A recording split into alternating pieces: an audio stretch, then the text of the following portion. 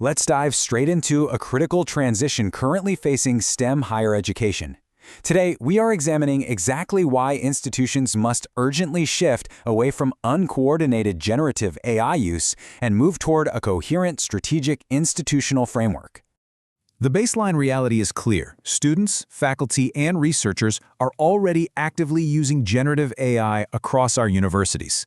The primary institutional challenge before us is no longer about preventing its entry. Rather, the question is whether its adoption will remain fragmented or become strategically governed. So, what do we mean when we talk about fragmented adoption? Simply put, this occurs when AI use develops separately across different departments without shared principles, policies, expectations, or support. This approach essentially leaves individual faculty members to solve highly complex problems entirely on their own, which generates profound institutional inconsistency. To see the administrative and pedagogical friction this creates, consider a very common scenario. You have Course A, which strictly prohibits AI completely. Right next door, Course B actively encourages AI use for data analysis, but without any clear expectations for verification or documentation. Students traversing these differing environments end up receiving sharply conflicting messages regarding what constitutes genuine, acceptable academic work. In STEM education, this level of inconsistency is particularly concerning. Science and engineering disciplines rely absolutely on rigorous standards, proof, a robust verification culture, reproducibility, safety, technical accuracy, and professional accountability. Uncoordinated AI use leaves these foundational pillars unevenly protected and highly vulnerable.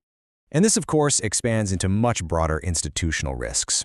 Fragmented use compromises academic integrity norms, it leaves faculty feeling unsupported, and ultimately creates deeply uneven student preparation for the workforce. Crucially, without a unified institutional framework for disclosure, defending assessment validity or verifying the underlying safety of a student's reasoning becomes incredibly difficult to manage.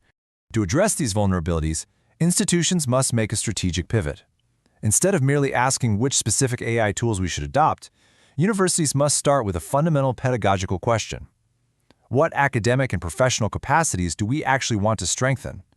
Tool adoption must always follow institutional goals, never the reverse. Achieving this strategic alignment requires building upon four key pillars. First, we must define shared priorities. Second, establish clear governance and disclosure norms. Third, implement structured faculty development. And fourth, redesign our assessments. In an AI-rich environment, our assessments must be designed to evaluate the underlying reasoning processes, explanations, and validation techniques rather than just grading the final output. Ultimately, our goal is neither to suppress generative AI nor to adopt it uncritically. The true objective is to move from fragmented experimentation toward coherent, evidence-informed, and sustainable assimilation. By doing so, we ensure our graduates are genuinely prepared for AI-augmented professional environments, teaching them to exercise rigorous judgment, verify outputs, and collaborate responsibly. To explore these institutional models further, I highly recommend Dr. Yaron Ghilay's book, Assimilating Generative AI in STEM Higher Education. It offers a comprehensive guide to preserving academic rigor while enabling responsible innovation. As we conclude this briefing, I leave you with this final thought to consider.